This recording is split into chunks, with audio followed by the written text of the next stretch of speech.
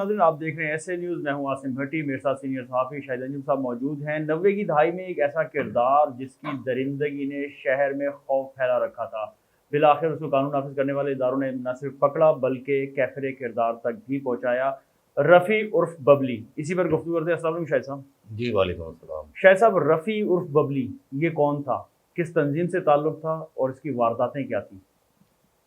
دیکھیے، رفیع ببلی جو تھا وہ ایک کوئی اچھا کردار نہیں تھا، بہت نیگیٹو کردار تھا، اور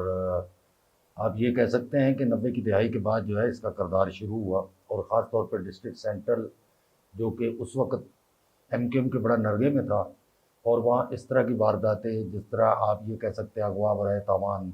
اور ریپ کے کیسز، فائرنگ، جلاؤ گراؤ، اور اس طرح کے بہت سارے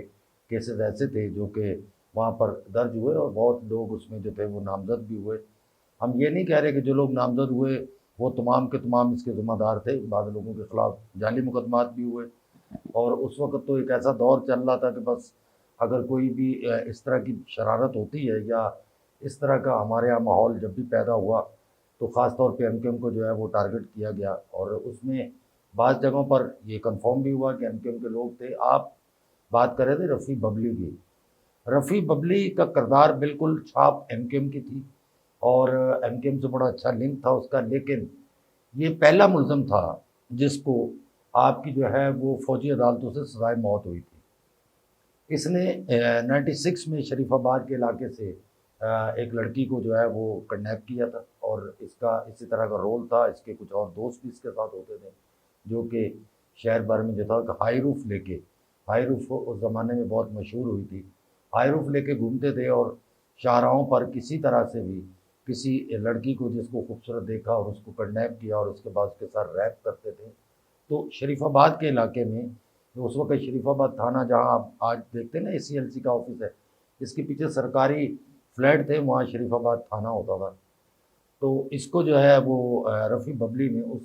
بچی کو جو تھا وہ کڈنیپ کیا۔ اس کا نام میں ظاہر نہیں کرنا چاہتا کیونکہ اچھی بات نہیں ہے کہ ہم کسی کے بارے میں اس طرح کی بات کریں اور اس کا نام جو ہے وہ ڈسکلوز کریں، لیکن حقیقت یہی تھی کہ جب اس کو گرفتار کیا گیا اور اس کے بعد اس کا مقدمہ جو تھا وہ چونکہ اے ٹی سی کا مقدمہ تھا، فوجی عدالت میں گیا تھا، فوجی عدالتیں اس وقت نواز شریف کا دور تھا، بن چکی تھی، اور نئی نئی فوجی عدالتوں نے کام شروع کیا تھا۔ اس میں رفیع ببلی جو تھا اس کو گرفتار تو کر لیا گیا، لیکن آپ کو یاد ہوگا شعیب بخاری ایک سابقہ صوبائی منسٹر ہوتے تھے،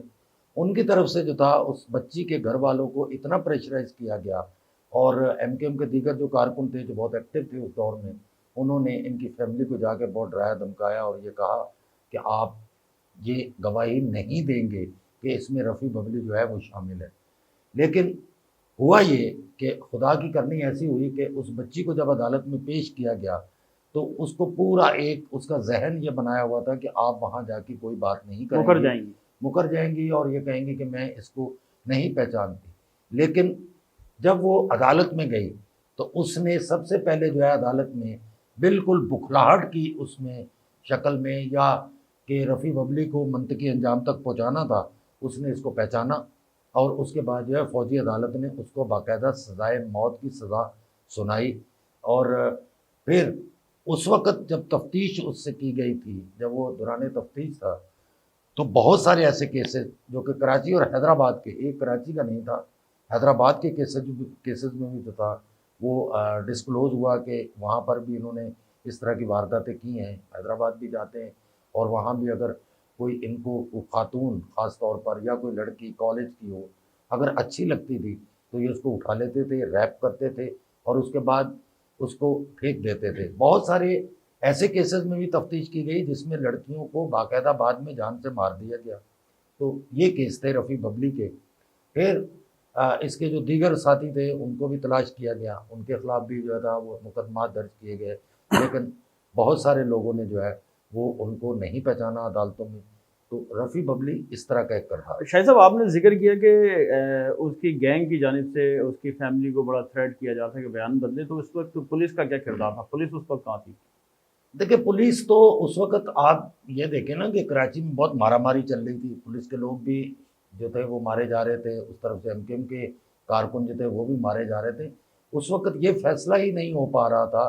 کہ کون لوگ غلط ہے اور کون ٹھیک ہے۔ عدالتوں میں بھی جن لوگوں کو پیش کیا جاتا تھا، آپ کو مزے کی بات بتاؤں کہ عدالتوں میں اس طرح کے ملزمان کو پیش کیا گیا جو کہ اس وقت ملزم کی حیثیت سے وہ نہیں جاتے تھے، بلکہ دیگر لوگ جو تھے ہماری عدالتیں اس وقت اس طرح سے یرغمال بنی ہوئی تھی، آپ یہ کہہ لیں کہ ایم کیو ایم کے ہاتھوں یا دیگر اداروں کے ہاتھوں، کہ وہ یہ کہتے تھے کہ ہمیں سامنے ہی نہ لایا جائے، تو منہ پہ کپڑا ڈال کے جو ہے وہ لوگوں کو پیش کر دیا جاتا تھا۔ اب یہ کہنا جو ہے وہ قبل از وقت ہے کہ کیا اس کپڑے میں جو چھپا ہوا آدمی تھا کیا وہ ملزم تھا، یا پولیس کسی ایسے بندے کو جو ہے وہ عدالتوں میں پیش کر دیتی تھی، اس پر ریمانڈ حاصل کرتی تھی۔ پولیس نے اس میں بہت سارے جو ہے وہ ایویڈنس کلیکٹ کی۔ اب یہ دیکھیں نا کہ اگر اس کو منطقی انجام تک نہ پہنچایا جاتا،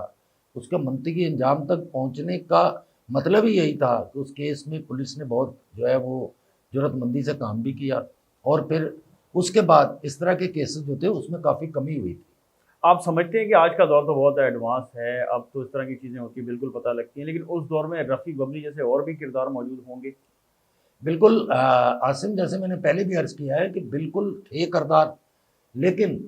یہ تمام چیزیں کچھ عرصے کے لیے چلتی تھیں، اور اس کے بعد ایسا ہوتا تھا کہ ہمارے ہاں سیاست آپ کو پتہ ہے کہ جس طرح سے رخ بدلتی ہے، تو پھر بہت سارے مقدمہ جو تھے وہ ٹھہر جاتے تھے، فوجی عدالتیں ختم ہو گئیں، لوگ گرفتار بھی ہوئے۔ عام عدالتوں میں تو ان کو سزا ہوتی نہیں تھی، عام عدالتوں میں ایم کیو ایم کے کارکنوں میں بہت کم لوگوں کو سزائیں ہوئی ہیں، پھر بہت سارے جھوٹے مقدمے بھی تھے۔ لیکن آپ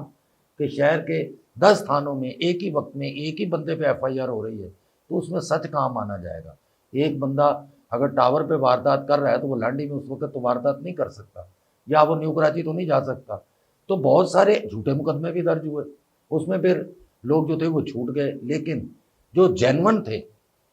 ان کے خلاف کارروائیاں اسی طرح ہوتی رہیں اور آج بھی ہو رہی ہیں۔ بہت شکریہ شاہد صاحب۔